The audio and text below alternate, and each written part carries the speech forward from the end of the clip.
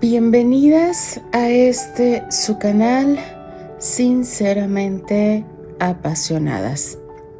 Les habla Alfonsina. Continuamos con este libro de Edith Wharton que, chicas, de verdad, en el capítulo de ayer me dejó pasmada. 1. Porque dos personas no pueden estar juntas. 2. Por causa de una que estuvo duro y dale pidiendo que adelantaran la boda. 3. En una sociedad que quiere ser como otra sociedad. ¿Alguien le encuentra alguna lógica a esto? Si alguien la tiene, por favor, dejen sus comentarios, chicas, porque de verdad que yo en el capítulo de ayer era la manera tan correcta de hablar de Newland y de Ellen que se declararon entre líneas esos sentimientos que no pueden ser dichos en palabras. Si ustedes se dan cuenta, la interacción de ellos es roces, miradas, palabras a medias, entre líneas, y de verdad, chicas, yo no sé qué va a pasar. Ese encuentro en Boston va a dejar algo marcado. Yo presiento que sí, chicas. Vamos a descubrir qué nos depara el siguiente capítulo de este maravilloso libro llamado La Edad de la Inocencia. Capítulo 25.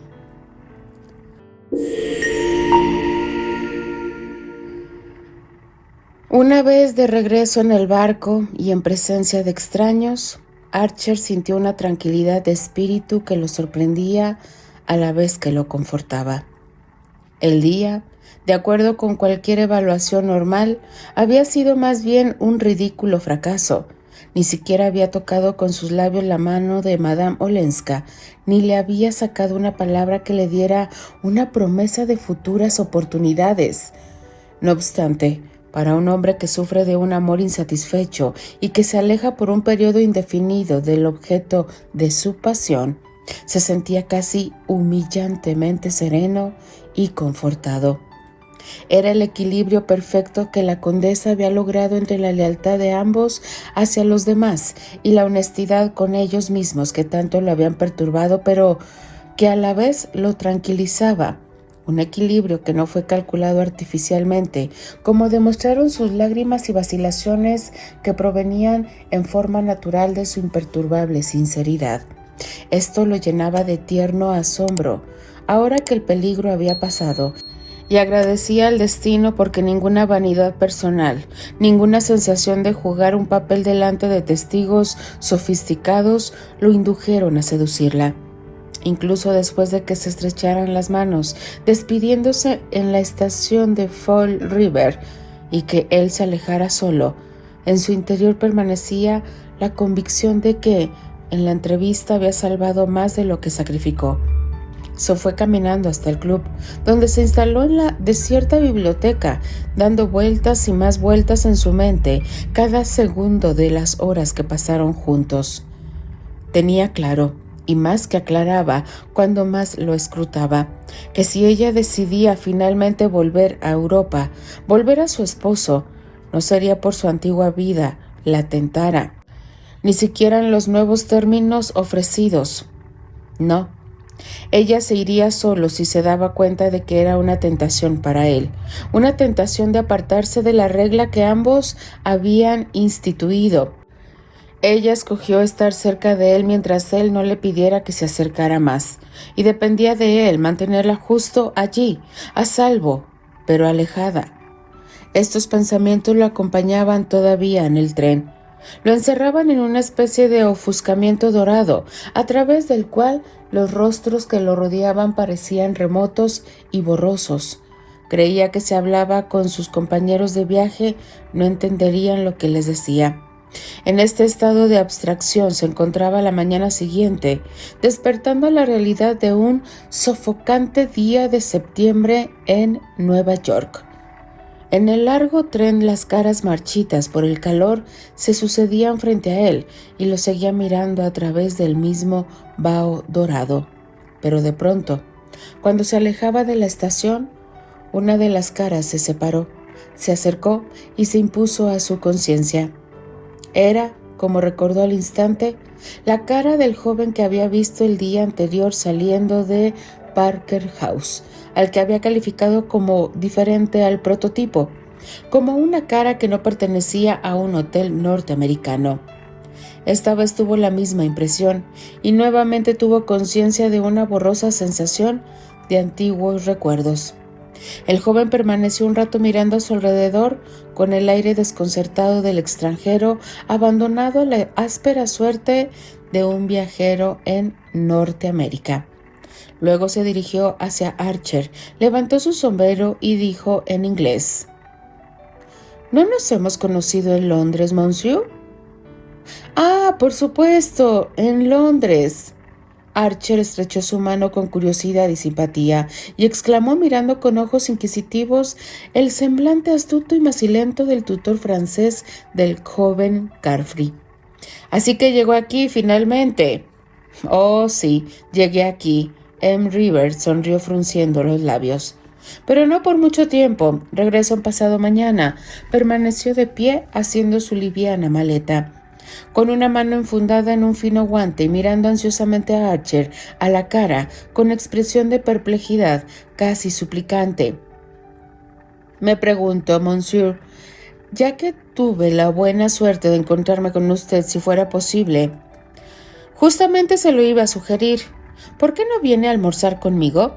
En el centro me refiero. Si viene a buscarme a mi oficina, lo llevaré a un restaurante bastante agradable en el mismo barrio. Riviere estaba visiblemente conmovido y sorprendido. Es demasiada bondad de su parte, pero yo solamente le iba a pedir que me dijera cómo llegar a algún tipo de transporte. No hay maleteros y nadie parece escuchar. Entiendo. Nuestras estaciones deben sorprenderlo. Cuando usted pide un maletero le dan goma de mascar, pero si viene conmigo yo lo sacaré de este enredo y tenemos que almorzar juntos. Recuérdelo. El joven, después de una vacilación casi imperceptible, respondió en medio de innumerables agradecimientos y en un tono no demasiado convencido, ya que tenía un compromiso, pero cuando llegaron a la relativa seguridad de la calle, le preguntó si podía ir a visitarlo esa tarde. Archer, liberado de horarios en su oficina gracias al ocio veraniego, fijó una hora y garabateó su dirección en una tarjeta que el francés puso en su bolsillo con nuevos y reiterados agradecimientos y un amplio saludo con su sombrero. Subió a un coche y Archer se fue caminando. Con gran puntualidad a la hora exacta, Riviere se presentó afeitado, peinado, pero todavía inequívocamente tenso y serio. Archer estaba solo en su oficina y el joven, antes de aceptar el asiento, dijo en forma abrupta: Creo que lo vi ayer, señor. En Boston. La afirmación era muy insignificante y Archer empezaba a sentir cuando sus palabras fueron cortadas en seco por algo misterioso, aunque luminoso, en la insistente mirada de su visitante. Es extraordinario, muy extraordinario, continuó Riviere, que nos hayamos encontrado en las circunstancias en que me hallo. ¿Qué circunstancias?, inquirió Archer, preguntándose con cierta crudeza si necesitaría dinero. Riviere siguió estudiándolo con mirada atenta. Vine no a buscar empleo, como dije que lo haría la última vez que nos vimos, sino en una misión especial. ¡Ah!, exclamó Archer. Como un relámpago, ambos encuentros se conectaron en su mente. Se detuvo para meditar la situación que repentinamente se aclaraba ante él. Y Riviere también guardó silencio, como consciente de que había dicho lo suficiente. «¿Una misión especial?», repitió lentamente Archer. El joven francés, abriendo las palmas, las levantó ligeramente y los dos hombres siguieron mirándose uno a otro a través del escritorio hasta que Archer se levantó para decir: «Siéntese, por favor». M. Riviere se inclinó, se sentó en una silla distante y esperó. «¿Es acerca de esa misión que quería consultarme?», preguntó por fin Archer. M. Riviere la dio la cabeza. «No, en nombre mío, este tema ya lo he discutido mucho conmigo mismo. Quisiera hablarle, si es posible, de la condesa Olenska». Archer intuía en los últimos minutos que oiría esas palabras, pero al escucharlas, la sangre afluyó a sus sienes, como si las hubiera rozado una rama colgante en un matorral. «¿Y a nombre de quién quiere hacerlo?», dijo M. Riviere. Enfrentó firmemente la pregunta. «Bueno, yo diría que de parte de ella. Si no pareciera que me tomo una libertad, será mejor decir, ¿en nombre de una justicia abstracta?». Archer lo observó con expresión irónica. «En otras palabras, ¿es usted el mensajero del conde Olenski?». Vio su propio rubor reflejando en el semblante cetrino de M. Riviere. «No ante usted, monsieur. Si acudo a usted es por otras razones muy diferentes». «¿Qué derecho tiene usted en estas circunstancias a manifestar cualquier otro tipo de razones?», replicó Archer. «Si es un emisario, es un emisario». El joven reflexionó. «Mi misión está cumplida. En lo que respecta a la condesa Olenska, ha fracasado». «No puedo evitarlo», replicó Archer con la misma nota de ironía. «No, pero puede ayudar». M. Riviere hizo una pausa, dio vuelta con mucho cuidado su sombrero con sus manos todavía enguantadas, examinó el forro y luego volvió a mirar a Archer. «Estoy convencido de que usted puede ayudar, monsieur, para que fracase igualmente con su familia». Archer empujó su silla hacia atrás y se puso de pie. «Muy bien, y por Dios que lo haré», exclamó. Se quedó parado con las manos en los bolsillos, mirando hacia abajo, furioso, al pequeño francés cuya cara, a pesar de que también se había puesto de pie, quedaba a más de un par de pulgadas por debajo de la línea visual de Archer. M. Riviere palideció hasta recuperar su matiz normal. Era difícil que su cutis fuera capaz de palidecer aún más. «¿Por qué demonios?», continuó Archer explosivamente. «¿Pensó usted, ya que supongo que me lo está pidiendo basándose en mi parentesco con Madame Olenska, que yo tomaría una posición contraria a la del resto de la familia?». Por un momento, la única respuesta de M. Riviere fue el cambio de la expresión de su rostro. Su aspecto varió de la timidez a la absoluta congoja. Habría sido imposible para un joven que generalmente demostraba ser listo adoptar un aire más desarmado y sin defensa. «Oh, monsieur, no puedo imaginarme», prosiguió Archer. «¿Por qué ha acudido a mí, habiendo otros tantos más cercanos a la condesa, y menos porque pensó que yo debía ser más accesible a los argumentos con que supongo que lo enviaron?» M. Riviere tomó su embestida con una humildad desconcertante. «Los argumentos que yo quiero presentarle, monsieur, son los míos y no son aquellos con que me enviaron». «Entonces veo todavía menos razones para escucharlos». M. Riviere miró nuevamente el interior de su sombrero, como pensando si estas últimas palabras no serían una insinuación lo suficientemente clara como para ponérselo y marcharse. Luego habló con súbita decisión. «Monsieur, ¿me puede decir algo? ¿Es mi derecho a estar aquí lo que usted cuestiona? ¿O tal vez cree que todo este asunto ya está cerrado?». Su calma e insistencia hizo que Archer comprendiera la torpeza de su propia bravata. M. Riviere había logrado imponerse. Archer, enrojeciendo ligeramente, se dejó caer de nuevo en su silla, indicando al joven que se sentara. «Disculpe, pero ¿por qué no está cerrado el asunto?». M. Riviere le dirigió una mirada angustiada. Entonces usted está de acuerdo con el resto de la familia en que, según las nuevas propuestas que ha traído, es casi imposible que la condesa Olenska no regrese junto a su esposo. ¡Santo Dios!, exclamó Archer, y su visitante dejó oír un bajo murmullo de confirmación. Antes de verla, visité a pedido del conde Olenski a Mr. Loven Mingot, con quien tuve varias conversaciones antes de ir a Boston. Entiendo que representa la posición de su madre y que la influencia de Mr. Manson Mingot es enorme en toda la familia. Archer guardaba silencio, con la sensación de colgar del borde de un resbaladizo precipicio. El descubrimiento de que había sido excluido de participar en estas negociaciones y no saber siquiera que estaban en marcha le causó una sorpresa apenas opacada por el agudo asombro que le causaba lo que estaba escuchando. Comprendió en un instante que si la familia había dejado de consultarlo era porque algún profundo instinto tribal les previno que ya no estaba del lado de ellos, y recordó, entendiéndolo ahora, un comentario de May durante el viaje de regreso a la casa de Mr. Manson Mingot el día del certamen de arquería. Quizás, después de todo, Ellen sería más feliz con su marido. Incluso en el tumulto de los nuevos descubrimientos, Archer recordó su indignada reacción y el hecho de que desde entonces su mujer nunca más nombró a Madame Olenska.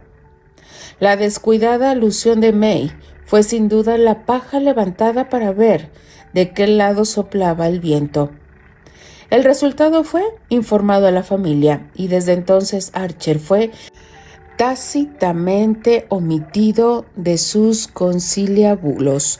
Admiró la disciplina tribal que hizo May inclinarse a esta decisión. No lo habría hecho. Él lo sabía. Si su conciencia hubiera protestado, pero probablemente compartía la opinión familiar de que Madame Olenska sería más feliz como esposa desgraciada que como mujer separada, y que era inútil discutir el caso con Newland, que tenía una curiosa manera de no tomar como lógicas las cosas más fundamentales. Archer levantó la vista y se encontró con la ansiosa mirada de su visitante. ¿Lo sabe usted, monsieur? No puedo creer posible que no lo sepa. Que la familia empieza a dudar si tiene derecho a aconsejar a la condesa que rechace las últimas propuestas de su marido. Las propuestas que usted trajo. Las propuestas que yo traje. Archer tuvo el borde de los labios exclamar que lo que él supiera o dejara de saber no concernía en lo absoluto a M. Riviere. Pero algo en la humilde aunque valiente tenacidad de la mirada de M. Riviere lo hizo rechazar tal idea, y contestó la pregunta del joven con otra pregunta. ¿Con qué fin me habla usted de todo esto? No tuvo que esperar ni un segundo la respuesta. Para suplicarle, monsieur, para suplicarle con todas las fuerzas de que soy capaz, que no la deje regresar. Por favor, no la deje regresar, exclamó M. Riviere. Archer lo miró con acrecentado asombro.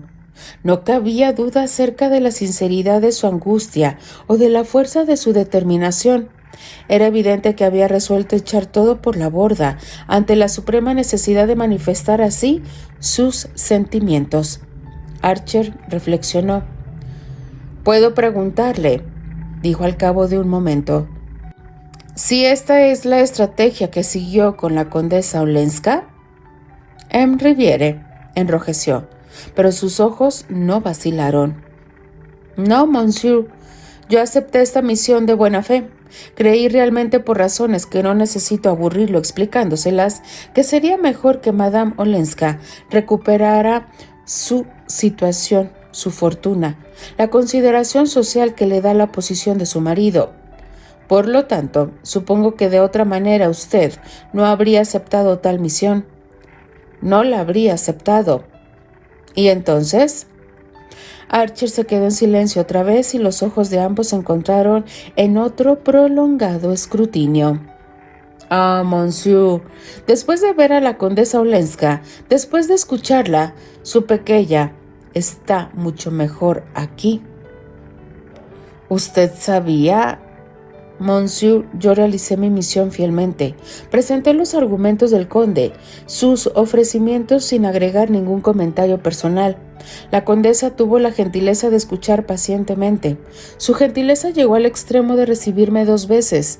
Escuchó imparcialmente todo lo que vine a decirle, y fue en curso de estas 2 conversaciones que cambié de opinión, que comencé a ver las cosas de manera diferente. ¿Puedo saber qué produjo ese cambio? Simplemente ver el cambio de ella, repuso M. Riviere. ¿El cambio de ella? ¿De modo que la conocía de antes? Subieron una vez más los colores en el rostro del joven. Solía verla en casa de su esposo. Conozco al conde Olenski hace muchos años. Usted comprenderá que no iba a mandar a un desconocido en una misión así. La mirada de Archer, desviada hacia las murallas desnudas de la oficina, se detuvieron en un calendario colgando, coronado por las austeras facciones del presidente de los Estados Unidos. Que esta conversación transcurriera en algún lugar dentro de los millones de millas cuadradas sujetas a su gobierno parecía algo tan extraño como cualquier cosa que la imaginación pudiera inventar. El cambio. ¿Qué clase de cambio? Oh, monsieur, ¿cómo puedo explicárselo? M. Riviere guardó silencio un momento. Descubrir, supongo, algo que nunca pensé antes, que ella es norteamericana y que sí. Mire, vea usted. Uno es un norteamericano de la clase alta de ella y de la suya, cosas que son aceptadas en algunas otras sociedades, o al menos consideradas generalmente como convenientes, concesiones mutuas. Aquí son impensables, simplemente impensables. Si los parientes de Madame Olenska entendieran lo que son estas cosas, no hay duda de que su oposición a su regreso sería tan incondicional como la de ella. Pero parece que ellos consideran el deseo de su marido de tenerla de vuelta como una prueba de una irresistible añoranza por la vida hogareña. Se detuvo y luego agregó: como sea, está lejos de ser tan simple como parece. Archer volvió a mirar al presidente de los Estados Unidos y después miró su escritorio y los papeles diseminados en él. Por un segundo no tuvo confianza en su voz para poder hablar. Durante este intervalo oyó a M. Riviere echaba hacia atrás su silla y se dio cuenta de que el joven se había puesto de pie. Cuando volvió a levantar los ojos, vio que su visitante estaba tan conmovido como él. Gracias, dijo Archer simplemente. No tiene nada que agradecerme, monsieur, más bien soy yo. M. Riviere se interrumpió, como si también le costara hablar. Sin embargo, me gustaría, continuó con voz más firme, agregar una cosa. Me preguntó si trabajaba para el conde Olenski. Por el momento sí. Volví a él. Hace algunos meses, por razones de necesidad, como le puede suceder a cualquiera que tenga personas enfermas y ancianas que dependen de él. Pero desde que di el paso de venir aquí a decirle estas cosas, me considero despedido. Y así se lo diré al conde a mi vuelta y le daré las razones. Eso es todo, monsieur. M. Riviere hizo una reverencia y retrocedió un paso. Gracias, dijo Archer nuevamente mientras estrechaba su mano. Continuará. Más o menos se percatan, chicas, cómo son los contrastes de una vieja Europa con sus costumbres y una nueva Norteamérica con esas costumbres, pero queriéndolas actualizar. Denle like a la narración, déjenme sus maravillosos comentarios. Yo simplemente me despido. Les habla Alfonsina, la chica de los labios rojos, y de parte de las apasionadas. Nos escuchamos en el siguiente capítulo. Adiós.